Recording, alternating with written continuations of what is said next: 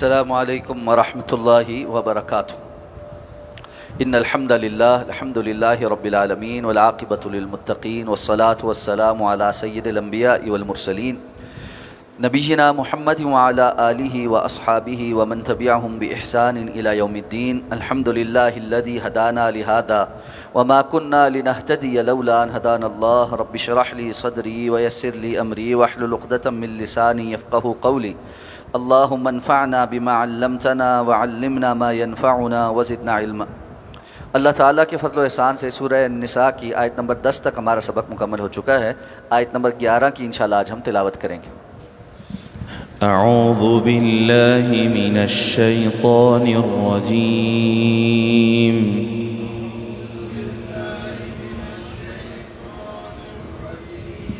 بسم اللہ الرحمن الرحیم۔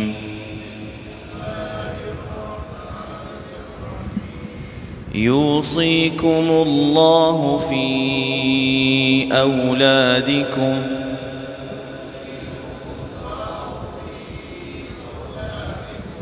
للذکر مثل حظ الانثیین،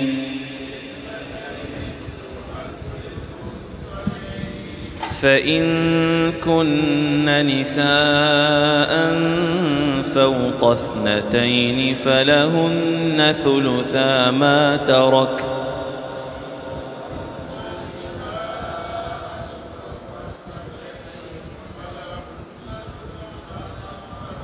وإن كانت واحدة فلها النصف،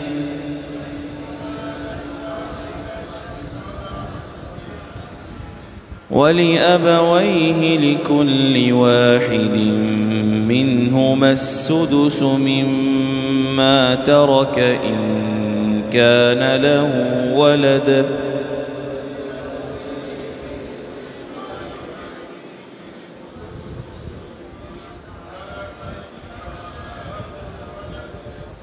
فإن لم يكن له ولد وورثه أبواه فلأمه الثلث،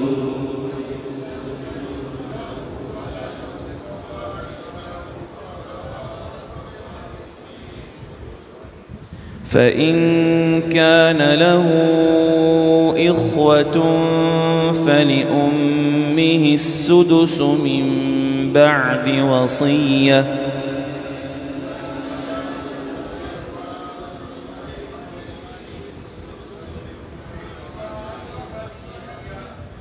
من بعد وصية، يوصي بها أو دين،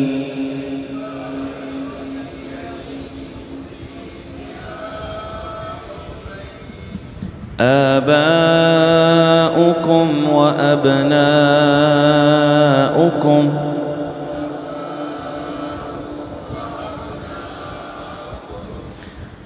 لا تدرون أيهم أقرب لكم نفعا،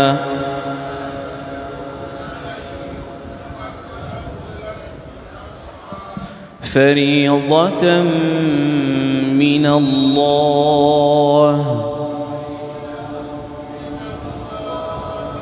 إن الله كان عليما حكيما۔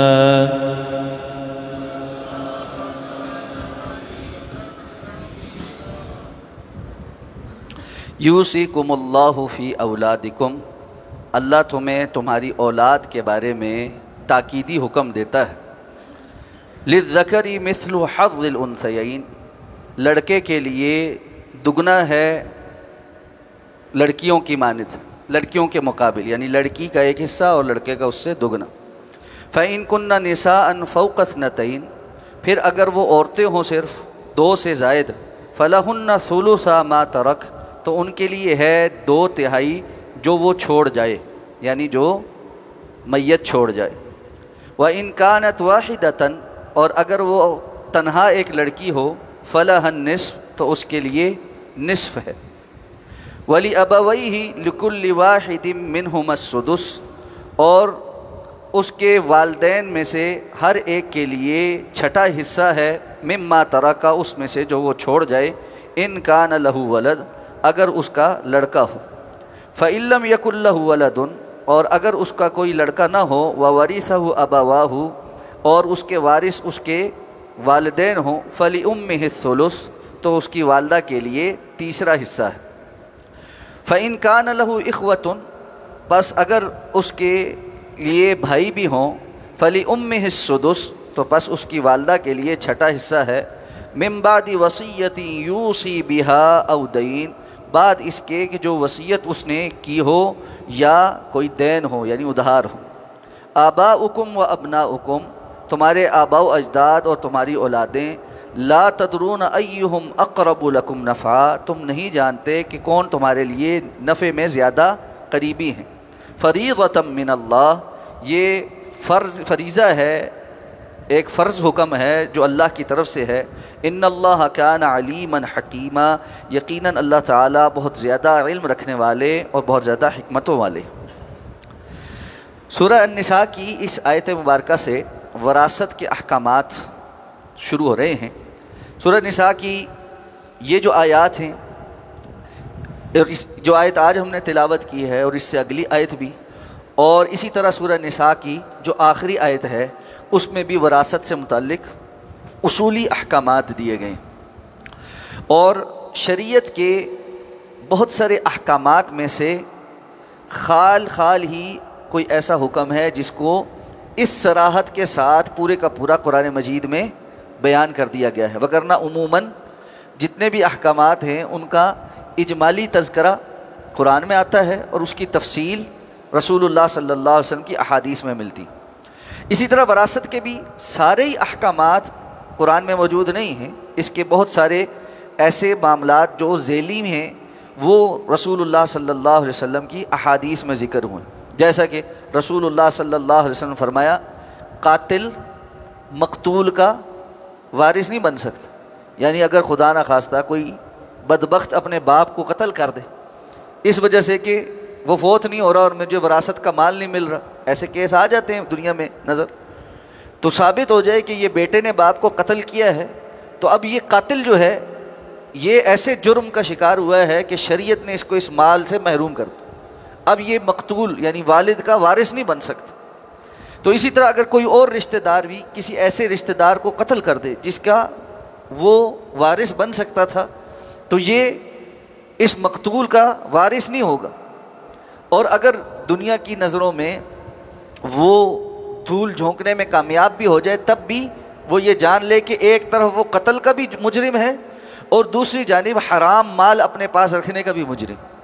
تو یہ بہت بڑا ایک اصول ہے جو رسول اللہ صلی اللہ علیہ وسلم کی احادیث میں وارد ہے۔ اسی طرح دادا اور پوتے کی وراثت کا معاملہ کہ اگر بیٹا فوت ہو جائے تو پوتا وراثت میں حصے دار ہوگا یا نہیں ہوگا، یہ رسول اللہ صلی اللہ علیہ وسلم کی حدیث سے ہمیں پتہ چلتا ہے۔ اسی طرح اگر کوئی شخص کافر ہے اور اس کا بیٹا مسلمان ہے اور وہ حالت کفر میں فوت ہو جاتا ہے، یا بیٹا جو ہے وہ کافر تھا اور باپ مسلمان ہے اور بیٹا کا حالت کفر میں فوت ہو گیا، تو آپ صلی اللہ علیہ وسلم کی صحیح حدیث ہے صحیح بخاری میں کہ آپ نے فرمایا کہ کافر مسلمان کا اور مسلمان کافر کا وارث نہیں ہوتا، کافر مسلمان کا اور مسلمان کافر کا وارث نہیں بن سکتا، یعنی دونوں طرف میں کفر کی وجہ سے اس کی وراثت میں حصہ نہیں بنتا۔ تو اس طرح وراثت کے بہت سارے تفصیلی احکامات اور عصبہ سے متعلق تفصیلی احکامات وہ رسول اللہ صلی اللہ علیہ وسلم کی احادیث میں وارد ہوئے۔ تو آگے چل کے انشاءاللہ ہم مزید اس کو پڑھیں گے کہ کیسے وہ جو ہے اس کی تفصیل کیا ہے۔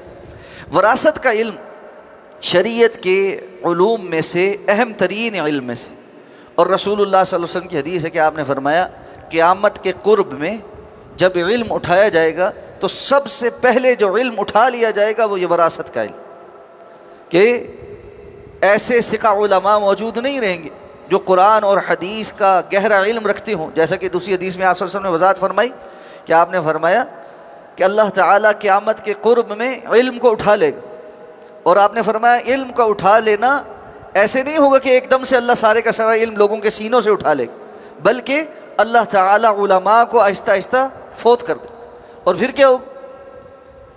پیچھے رہ جانے والے جاہل قسم کے لوگ ہوں گے. اور اتخذوا رؤوس الناس جہالا، لوگ اپنے جو سربراہ ہیں جاہل قسم کے لوگوں کو بنا دیں. اور پھر وہ کیا ہوگا؟ لوگوں کو فتویٰ دیں گے، وہ خود بھی گمراہ ہوں گے اور لوگوں کو بھی گمراہ کریں.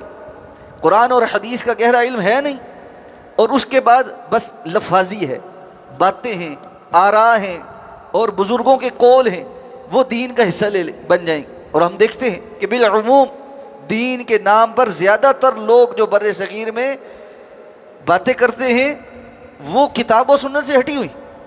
اللہ کی کتاب صراحتاً کچھ اور کہتی، رسول اللہ صلی اللہ علیہ وسلم کی احادیث صحیح سند کے ساتھ بالکل ان کی بات سے برخلاف ہیں، لیکن وہ بیان کر رہے اور اس کے نتیجے میں خود بھی گمراہ ہیں اور لوگوں کو بھی گمراہ کر رہے. تو یہ جیسے جیسے قیامت قریب آتی جائے گی ویسے ویسے یہ فتنہ بڑھتا جائے، یہ آزمائش بڑھتی جائے. اور اس میں آپ صلی اللہ علیہ وسلم نے فرمایا سب سے پہلے جو علم اٹھا لیا جائے گا وہ یہ وراثت کا علم. اس لیے یہ وراثت کا علم علماء نے اس کو فرائض کا علم کہا. کیوں؟ کہ اللہ نے فرمایا فریضۃ من اللہ، یہ اللہ کی جانب سے عائد کرتا ہے، ایک فریضہ ہے. اس لیے علماء نے کہا کہ یہ وراثت کا علم فرائض کا علم ہے، یعنی اللہ کی طرف سے فرض عائد جو حصے ہیں ان کا جاننا اور اس کو آگے جو ہے اس کے مطابق فیصلہ کر. اب اس میں یہ بات ذہن میں رہنی چاہیے کہ ہر انسان کو اپنے گھر والوں کو یہ نصیحت تاکیداً بار بار کر کے جانی چاہیے کہ میرے بعد میری وراثت کے معاملے میں ہرگز شریعت سے ہٹ کر کوئی فیصلہ نہ کر. اگر اس نے کوئی وصیت کرنی ہے تو وہ پہلے سے اپنی وصیت لکھوا کر جائے، اور وصیت کے اصول بھی علماء سے بیٹھ کر پوچھے کہ اگر میں اپنے مال کے بارے میں کوئی وصیت کرنا چاہتا ہوں تو وہ کیسے کروں. رسول اللہ صلی اللہ علیہ وسلم سے ثابت ہے، حضرت سعد رضی اللہ تعالیٰ عنہ ان کی بیٹیاں تھیں، زیادہ جو ہے بیٹیاں تھیں، تو انہوں نے رسول اللہ صلی اللہ علیہ وسلم سے کہا کہ اللہ کے رسول میرے بعد تو میری بیٹیاں ہی ہیں، بیٹا تو کوئی ہے نہیں جو وارث بنے. اور عربوں میں عام طور پہ رواج یہ تھا کہ بیٹا ہی وارث بنتا تھا، عورتوں کو وہ وراثت نہیں دیتے تھے جس طرح ہمارے یہاں نہیں دیتے. تو انہوں نے کہا اللہ کے رسول میں اپنے مال میں سے وصیت کرنا چاہتا ہوں، اللہ کے راستے میں خرچ کرنا چاہتا ہوں، تو کیا میں اپنا مال سارے کا سارا اللہ کے راستے میں دے دوں؟ آپ نے فرمایا نہیں. کہا نصف؟ کہا نہیں. کہا ایک تہائی؟ کہا ٹھیک ہے. الثلث والثلث کثیر، اگر تم اللہ کے راستے میں اپنے مال میں سے وصیت کرنا چاہتے ہو، اور وصیت کا معنی کیا ہے، یہ بات دو باتوں میں فرق سمجھ لیں. ایک یہ ہے کہ بندہ یہ کہے میں اپنی زندگی میں خود خرچ کرتا ہوں، اس میں کوئی پابندی نہیں ہے کہ اپنے مال میں سے بندہ اپنی زندگی میں کچھ بھی اللہ کے راستے میں خرچ کرے. ہاں کچھ پابندیاں ہیں کہ اگر اولاد میں سے کسی کو دے رہا ہے تو پھر ساروں میں انصاف کر، پھر یہ فرق نہیں کر سکتا یہ بیٹا ہے یہ بیٹی ہے، یہ لاڈلا ہے یہ نہیں ہے، یہ فرما بردار ہے یہ نہیں ہے. اولاد میں سب کے ساتھ برابری کرنی ہوگی. اس سے ہٹ کر اگر وہ کسی کے ساتھ کوئی تعاون کرنا چاہتا ہے، اللہ کے راستے میں خرچ کرنا چاہتا ہے، وہ کچھ بھی خرچ کر سکتا ہے. جیسے حضرت ابوبکر صدیق رضی اللہ تعالیٰ عنہ تبوک کے موقع پہ اپنے گھر کا سارا مال لے آئے، کیونکہ اپنی زندگی میں خرچ کرنا تھا. خرچ کر سکتا ہے، بندے کا مال ہے، اللہ کے راستے میں خرچ کر سکتا ہے. لیکن اگر وہ یہ کہتا ہے کہ نہیں میں فوت ہو جاؤں تو پھر میرے مال میں سے اتنا اتنا اللہ کے راستے میں دینا، اب یہ وصیت. اور یہ وصیت ایک تو اس حدیث کے مطابق رسول اللہ صلی اللہ علیہ وسلم نے اصول لگا دیا، ضابطہ لگا دیا کہ الثلث، ٹوٹل مال کے ایک تہائی کی وہ وصیت کر سکتا ہے، اس سے زیادہ کا اس کو اختیار. وہ یہ نہیں کہہ سکتا کہ میرے مال میں سے نصف اللہ کے راستے میں دے دیں، نہیں، ایک تہائی 1/3، تیسرا حصہ صرف اس کی وصیت کر سکتا. دوسرا، آپ صلی اللہ علیہ وسلم نے فرمایا لا وصیت للوارث، کسی بھی ایسے بندے جس کا وراثتی حق پہلے بیان ہو گیا، اللہ نے متعین کر دیا، بیٹا ہے، بیٹی ہے، بیوی ہے، جن کے وراثتی حق بیان ہو گئے، ان کے لیے وصیت نہیں کر سکتا. یعنی یہ کہے کہ جی میرے ایک تہائی مال میں سے وصیت کرنے کا جو مجھے اختیار ہے وہ ایک تہائی اس ایک بیٹے کو دے دینا اور باقی کا معاملہ سارا وصیت کے مطابق وراثت کے قاعدے کے مطابق کرنا، نہیں. جو وارث بنتے ہیں شرعاً ان کے حق میں وصیت نہیں ہو سکتی، غیر وارث کے حق میں وصیت ہو سکتی. کوئی ایسا رشتہ دار جو وراثتی حصہ نہیں رکھتا، ممکن ہے اس کی اس نے خدمت کی ہو، وہ اس کو چاہتا ہو کہ اس کو بھی کچھ ملے.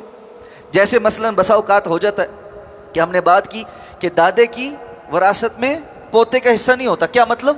کہ اگر کسی انسان کے 2 بیٹے ہیں اور ان میں دونوں بچوں کی آگے اولادیں بھی ہیں، اب دادا زندہ ہے، اس کے بیٹے زندہ ہیں، آگے اولادیں بھی ہو گئیں، ایسے میں اس بزرگ کی زندگی میں ہی اس کا ایک بیٹا فوت ہو جاتا۔ اب یہ جو بیٹا فوت ہو گیا، جو باپ ہے اس کی ملکیت میں جو کچھ تھا وہ بیٹے کی ملکیت میں ابھی آیا ہی نہیں، ملکیت میں آنے کے لیے اس کا وراثت بننا ضروری تھا، وہ وراثت بنی نہیں۔ اب جب وہ باپ فوت ہو گیا ہے تو یہ اس کا اب 2 کے بجائے ایک ہی بیٹا رہ گیا، اب اس کا وارث کون ہے؟ یہ ایک بیٹا، اور اگر کوئی اس کی بیوی ہے تو وہ وارث ہوگی یا دیگر ورثاء جو ہیں وہ، لیکن جو بیٹا فوت ہو گیا اس کے جو بچے ہیں وہ دادے کی وراثت سے محروم ہیں، اس لیے کہ وہ وراثت بنی ہی نہیں اس وقت جب ان کا والد زندہ تھا۔ جس وجہ سے ان کو وہ وراثت ملتی تھی وہ وجہ ختم ہو گئی بیچ میں سے۔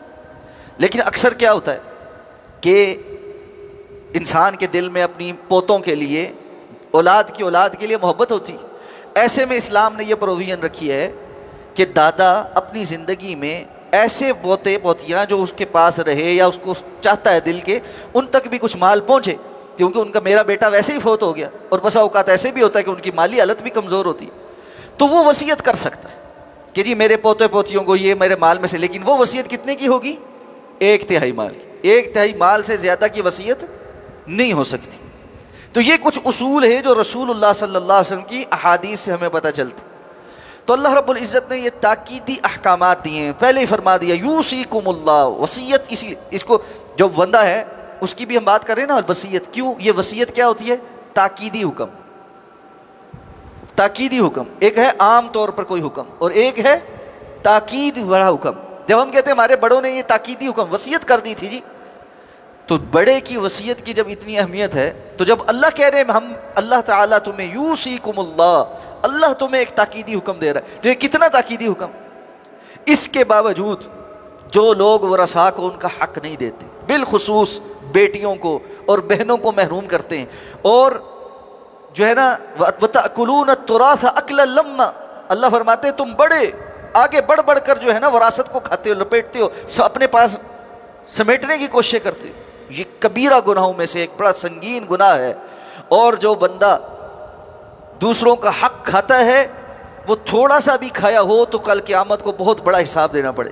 رسول اللہ صلی اللہ علیہ وسلم نے فرمایا نا، اگر کسی نے کسی دوسرے کا ناحق مال کھایا ہے تو کل قیامت کو اس کو جہنم کی آگ میں ڈالا جائے گا۔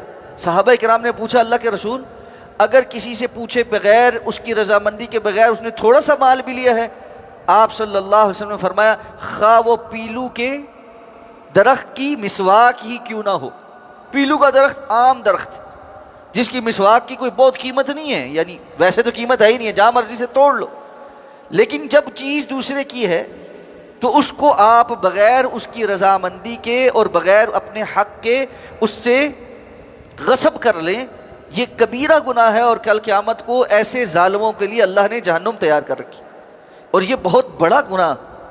اس لیے رسول اللہ صلی اللہ علیہ وسلم نے فرمایا کہ جس نے دوسرے کا ناحق ایک بالشت بھی غصب کر لیا، قیامت کے دن اللہ تعالیٰ اس ایک بالشت کے عوض 7 زمینوں کے برابر توق بنا کے اس کے گلے میں ڈالے گا۔ آپ سوچیں، زمین پوری کا توق انسان کے گلے میں ڈلا ہوا ہو، 7 زمینوں کے وزن کے برابر توق، وہ بندہ کہاں اٹھا سکے گا اور کیسے وہ ہل سکے گا؟ اس کو ڈرنا چاہیے۔ اس لیے وراثت کی تقسیم کے بارے میں بہت زیادہ سنجیدگی اختیار کرنی چاہیے، اور اس میں سب سے برا معاملہ وہ تاخیری حربے استعمال کرنا۔ ہاں جی ہم دینا چاہتے ہیں، ہم دیں گے، لیکن اس طرح اور جی دیکھیں اگر ابھی ہم دینے پہ آ جائیں تو سب کچھ بیچنا پڑے گا، اور جی ہم گھر در بدر ہو جائیں گے، فلاں ہو جائے گا، یہ ہو جائے۔ بھائی مال دوسرے کا ہے، آپ اپنے پاس بغیر کسی اس کے کنسنٹ کے رکھ کر کیسے بیٹھ سکتے؟ مال دوسرے کا ہے، آپ اس کے اوپر کہہ دیجیے میں بھائی جو آپ کا حصہ بنے گا اس میں جو آپ کو اللہ نے نصیب رکھا ہے، جہاں اس کے مطابق آپ جا کر رہ سکتے ہیں آپ رہیں۔ یہ کہاں لکھا ہے کہ باپ نے گھر بنایا اس گھر کو ہم اس لیے نہیں بیچیں گے کہ اگر بیچ لیا تو جو گھر میں رہ رہا ہے اس کو کہیں اور جانا پڑے گا؟ یہ انتہائی غلط بات۔ تو تاخیری حربے بھی دوسروں کو اذیت میں مبتلا کرتے ہیں۔ اس لیے بغیر کسی تاخیری حربے کے یہ وراثت تقسیم کرنی چاہیے۔ تو پہلا اصول اللہ تعالیٰ نے بیان فرمایا للذکر مثل حظ الانثیین، مرد کے لیے، بیٹے کے لیے عورت کے مقابلے میں 2 حصے ہیں۔ اچھا، اب یہ اصول اللہ نے قرآن میں بیان کی۔ ہمارے ہاں کافر تو کافر، بہت سارے مسلمان سو کالڈ اسلام کے جن احکامات کا تمسخر اڑاتے ہیں یا اعتراض کرتے ہیں، اس میں سے ایک یہ بھی کہ دیکھیں جی اسلام میں مرد اور عورت کے درمیان بڑی ڈسکریمنیشن، اور یہ پیدر شاہی دین ہے، اس میں مردوں کو حقوق دیے گئے، عورتوں کو حقوق نہیں دیے گئے، اور اس میں مردوں کو دیکھیں وراثت میں دگنا حصہ ملتا ہے، عورتوں کو 1 حصہ ملتا ہے، مرد کی گواہی پوری ہے، عورت کی گواہی آدھی ہے، اور اس طرح کی بہت ساری باتیں وہ گھڑ کر یہ باور کرانے کی کوشش کرتے ہیں کہ والعیاذ باللہ اللہ کا قانون ظلم پر مبنی۔ سب سے پہلی بات، کسی بھی بندے کے دل میں اگر ایمان ہے تو اس کو پہلی بات تو یہ جان لینی چاہیے کہ یہ اللہ کا حکم ہے یا نہیں۔ یہ مولوی کا حکم نہیں ہے، یہ مولوی کی گھڑی بھی بات نہیں ہے کہ جس کو آپ یہ کہہ کر کہہ دیں گے جی مولویوں نے بات بنائی ہوئی۔ کسی بھی انسان نے اگر وہ نبی نہیں ہے کوئی بات کہی ہے تو چلو آپ اس پر اعتراض کر لیں کہ جی یہ صحیح ہو سکتی ہے، غلط ہو سکتی ہے، لیکن اللہ اور اللہ کے رسول جب کوئی بات کہیں اس پر ایمان لانے کے بعد اعتراض کی اجازت نہیں۔ ما کان لمؤمن ولا مؤمنۃ اذا قضى الله ورسوله امرا ان يكون لهم الخيرة من امره، کسی بندے مومن مرد عورت کے لیے جائز ہی نہیں کہ جب اللہ اور اللہ کا رسول کسی بات کا فیصلہ کر دیں تو وہ یہ کہیں نہیں اس کے بعد ہماری اپنی بھی کوئی مرضی۔ تو پہلی بات تو یہ سمجھنے کی کہ یہ اللہ کا قانون ہے، فریضۃ من اللہ، اللہ کہہ رہے اللہ کی جانب سے فریضہ ہے۔ کیسے کوئی انسان اس آیت کا اور اللہ کے رسول کی حدیث کا جو صحیح سند تک ہم سے پہنچ چکی ہے جو ہے نا مخالفت کر سکتا ہے اور یہ باور کروانے کی کوشش کرے کہ یہ بندہ جو ہے نا یہ ظالمانہ قانون ہے اور فلاں اور فلاں۔ یہ بات ذہن میں رکھیں کہ جو بندہ یہ بات جاننے کے بعد کہ یہ آیت ہے اور اس میں یہ قانون ہے پھر بھی مخالفت کرتا ہے، وہ ایمان کے دائرے میں نہیں رہتا، وہ ایمان کے دائرے میں نہیں رہتا۔ ہاں اس کو کوئی اشکال ہے، کوئی سوال پوچھنا ہے، وہ اچھے پیرائے میں پوچھ سکتا ہے کہ اس اسلام نے ایسا کیوں حکم دیا۔ دیکھیں ایک یہ ہے یہ حکم ہی ظالمانہ ہے اور فلاں ہے اور ہم نہیں مانتے، اور یہ ہے کہ اس کی حکمت ہمیں سمجھا دیں کہ اسلام نے کیوں یہ ایسا حکم دیا۔ ہاں یہ سوال ہو سکتا ہے کہ اسلام نے یہ حکم کیوں دیا۔ صحابہ کرام بھی کبھی اللہ کے رسول سے پوچھ لیتے تھے کہ اللہ کے رسول یہ جو حکم ہمیں ملا ہے اس کی حکمت کیا ہے۔ کبھی اللہ کے رسول اس کی حکمت بیان کرتے تھے اور کبھی یہ بیان ہوتا تھا کہ یہ اللہ کا حکم ہے۔ جیسے پوچھا گیا یسألونک عن الروح قل الروح من امر ربی، اللہ کے رسول یہ روح کی بات ہوتی ہے، روح کیا ہوتی ہے؟ اللہ نے فرمایا آپ ان کو صرف یہ بتائیں یہ اللہ کا حکم ہے، بات ختم۔ یہ بات روح کی کیفیت اور اس کی ماہیت انسان کو اللہ نے وہ علم نہیں دیا کہ وہ اس کو سمجھ سکے، اس لیے اتنا ہی کہا یہ اللہ کا حکم۔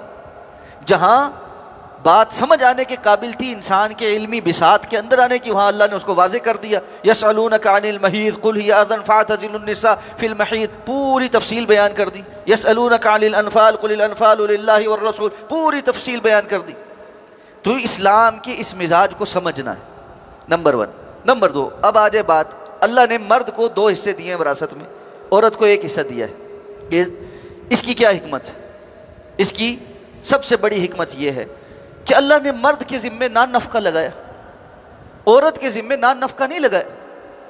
عورت کو اگر مال ملتا ہے تو وہ اپنی مرضی سے اپنی جہاں پسند ہو وہاں خرچ کر سکتی ہے، اس کو اپنے شوہر اور اپنے بچوں کے نان نفقے کی کوئی ذمہ داری نہیں۔ اگر اس کا شوہر اور اس کے بچے اس سے مطالبہ کریں تو وہ کہہ سکتی ہے کہ میں تمہیں دینے کی پابند نہیں ہوں، یہ کہہ سکتی ہے وہ کہ میں تمہیں دینے کی پابند نہیں ہوں، مجھ پر فرض نہیں ہے۔ اگر وہ دے تو احسان ہے، نہ دے تو کوئی اس کو یہ نہیں کہہ سکتا یہ ظلم کر رہی۔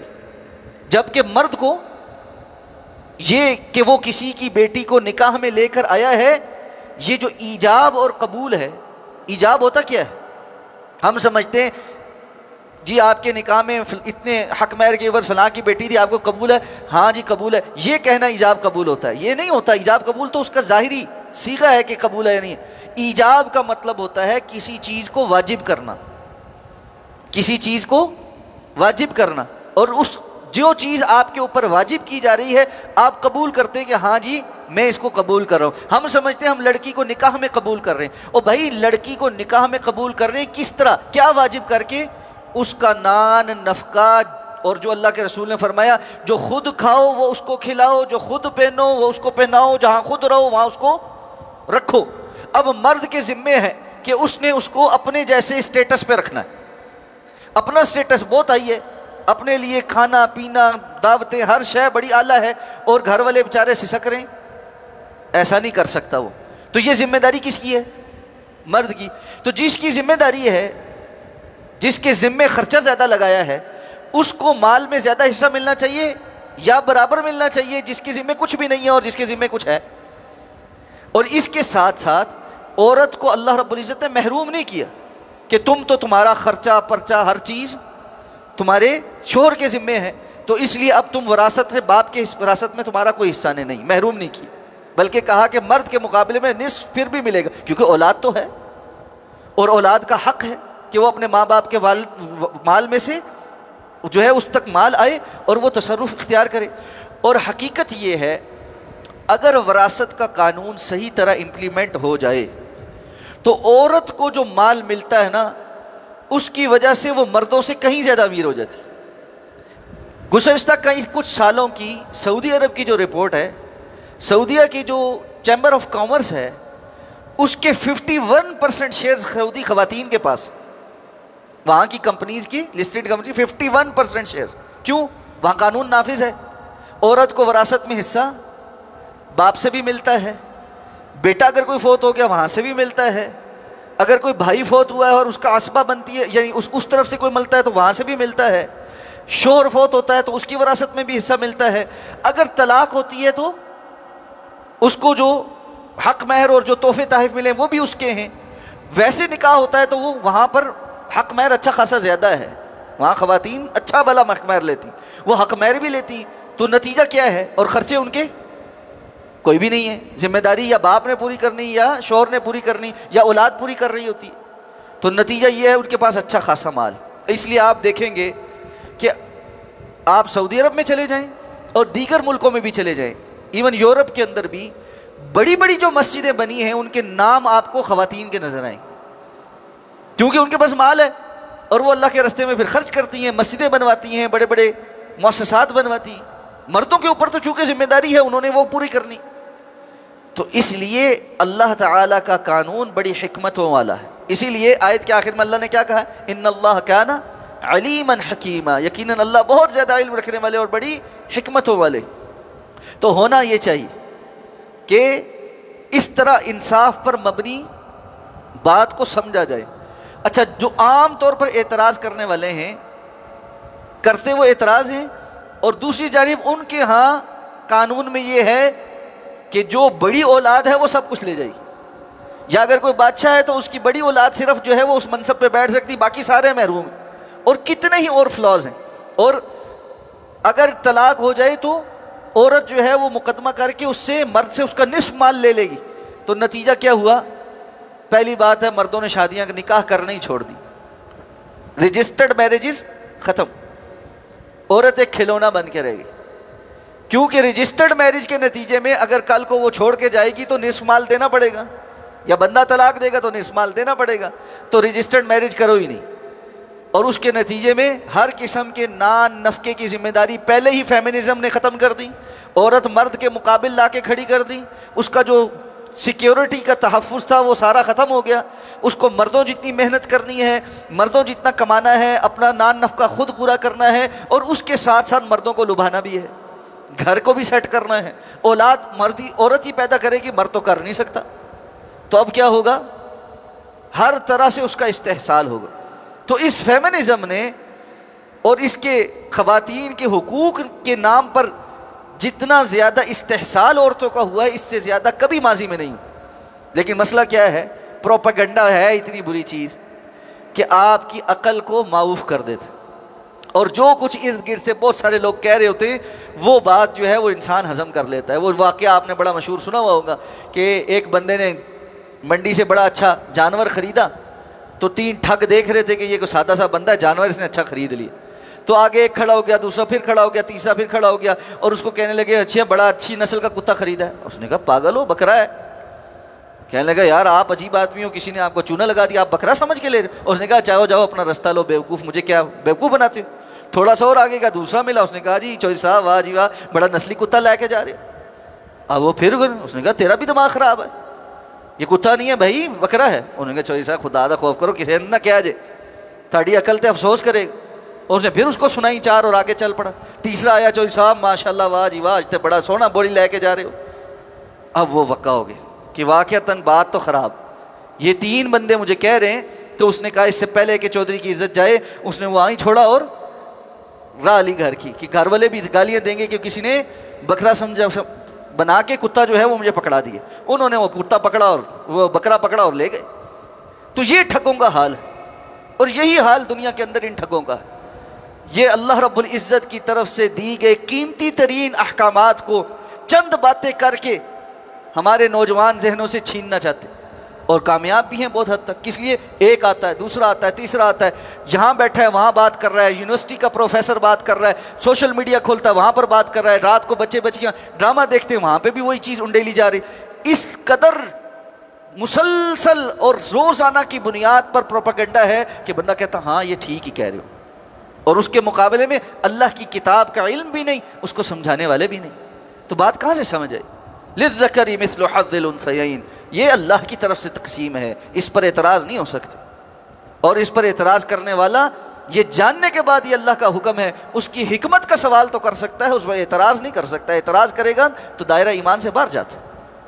اگلی آیت سے میں جو احکامات ہیں ان پر انشاءاللہ کل مزید گفتگو کریں گے۔ سبحانک اللہم و بحمدک، نشہد ان لا الہ الا انت، نستغفرک و نتوب۔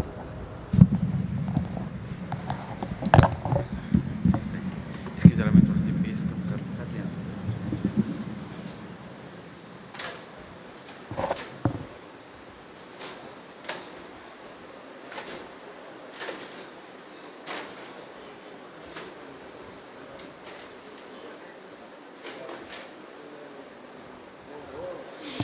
أعوذ بالله من الشيطان الرجيم